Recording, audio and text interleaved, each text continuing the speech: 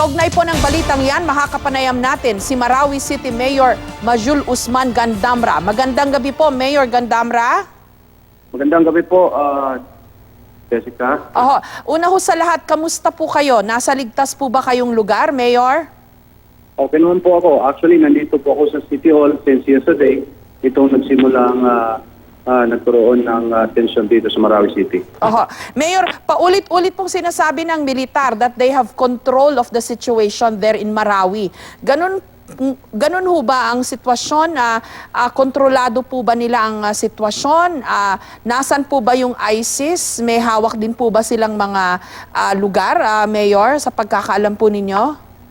Sa ngayon po, mayroon kaming coordination with the military and the PNP. And right now po, nandito po ako sa City Hall. As to the pronouncement that the situation is under control by the government, sa tingin ko po, kung yun po ang sinabi nila ay tama siguro yun. At sa tingin ko rin po dahil nandito po ako sa City Hall at still yung operation naman ng ating pamahalang lokal ay still going on, ay sa tingin ko po ay still ang Marawi City is under the control of the government. Although mayroon pong talagang presence of this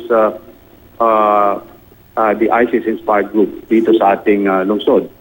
Paano nyo nasabi yun, Mayor, na hanggang ngayon nandyan pa yung mga ISIS? In fact, dito po sa tabi ng City Hall, kaya po medyo hindi po ako masyadong nagbibigay ng detalyadong information dahil maaaring mag-compromise sa aking security. But with that, as it may, iyon po ay aking haharapin. Nandito po ako sa City Hall. So, at ako po nakikiusap sa kanila na huwag naman sana nilang sirain ang Marawi City. So, Mayor, nakikita nyo ho sila, no? Itsura kasi yung mga una-unahong video, pag-gala-gala po sila. Ito, may nagtatanim pa ng kanilang bandila, no? Ganun pa rin ho ba ang mga ginagawa nilang activities, Mayor? Well, in some areas of Marawi City, hindi lahat po.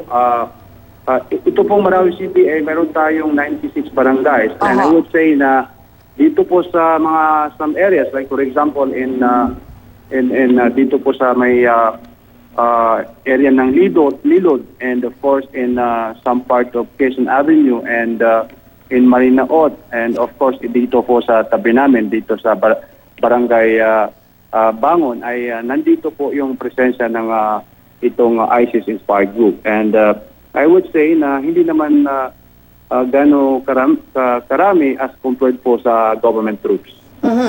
Pero nandiyan pa ho sila. May mga manaka-naka pa rin daw hong putukan. Ni-report po ng ating mga reporter. Kanina po, mayroong manaka-nakang putukan. Pero right now po, at mga almost 2 hours or mga ganun po ay tahimik ngayon at wala rin pong until now wala pong ilaw dito sa Marawi City. Marami ho kayong mga kababayan nag-alisan na ho, nag-evacuate na. Yun din ho ba ang may papayo nyo dun sa mga hanggang ngayon nandyan pa rin po sa inyong syudad, Mayor? At first po, kahapon dahil medyo hindi naman po masyadong mataas yung tension, I advise them to just stay at their respected places.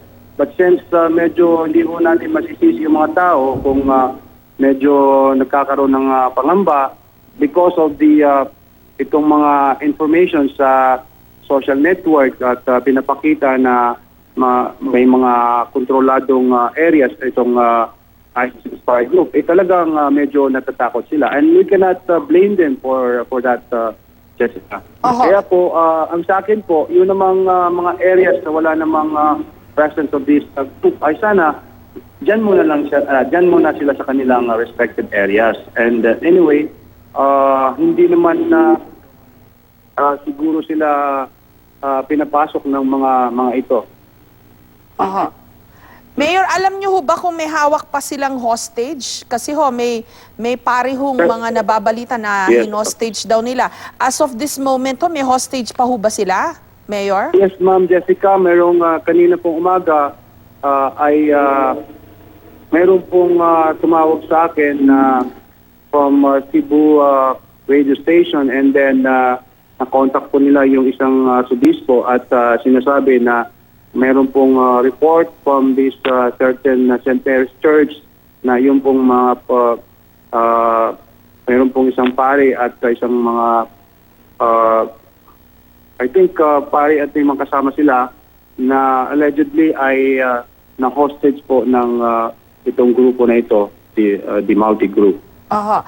Meron ho kasing napaulat din na nag-release sila ng mga hostage. Would you know kung kasama ho yung mga pare na yon o hanggang ngayon ho hawak pa rin nila? As of now po, wala po pong validated report na magsasabi na meron silang na-release or nakuha because yung sinasabi ko po sa inyo, ang nag-report is from private individuals, hindi po galing sa ating kapulisan. Aha. So, Mayor, yung mga kinuha nila na preso, no? Tama ho ba, mga miyembro rin daw po yun ng MAUTE? Parang pinatakas nila. Ano hong impormasyon? Nasa na daw ho yung mga yun? Kasi 100 daw po yung nakatakas dun sa city jail. Would you have any information on this, Mayor? Meron pong reported talaga na pinasok nila yung BGMP dyan po sa may Barrio Naga. And then yung portion of that building ay sinunod po nila dahil during that time ay kukunti lang yung personnel and so na overrun nila yung establishment installation na yon. And then there were reports that itong mga inmates doon ay sinama nila at until now ay kasama-kasama nila dito lang sa in some parts of Marawi City. Aha. Mayor, medyo hindi rin ho klaro sa amin dito sa Maynila kung ano ho kaya ang pakay nitong MAUTE o ISIS group sa pagpunta ho dyan o paglusob po dyan sa inyong syudad. May mga nagsasabi kasi diversionary daw ho ito kasi mainit sa kanila in certain parts na may operations ang militar. Kaya nag-create sila ng diversion by taking over some parts of your city. Meron din pong mga nagsasabi na may connection daw po ito sa politika. Meron din daw nagsabi na parang targeted nila talaga ang Marawi dahil ilang araw na daw pong nakakapasok sila dyan na nagulat na lang ho kayo na isang araw andyan na ho sila. Ano ho ba ang nabubuo pong theory sa inyo kung bakit ho nila ito ginawa, particularly in your city? Mayor? Yes ma'am, maaari pong may katotohanan doon sa mga pananaw na yon. At we cannot say kung alin ba talaga ang totoong dahilan doon sa mga sinabi niyong pananaw. But I would say, yung pong sinasabi niyo na maaaring diversionary tactics dahil may mga ongoing operations sa ibang lugar dito sa Lanao del Sur. And so this is the first time that nagkaroon ng paglusod dito sa Marawi City. In fact, before that, itong nangyari na ito ay kahapon po, nagkaroon talaga ng operation ng military sa isang barangay dito sa Marawi City, itong barangay Malutlat, kung saan may allegedly suspected members of this ang tawag nila ay Dawla al-Islamiyah.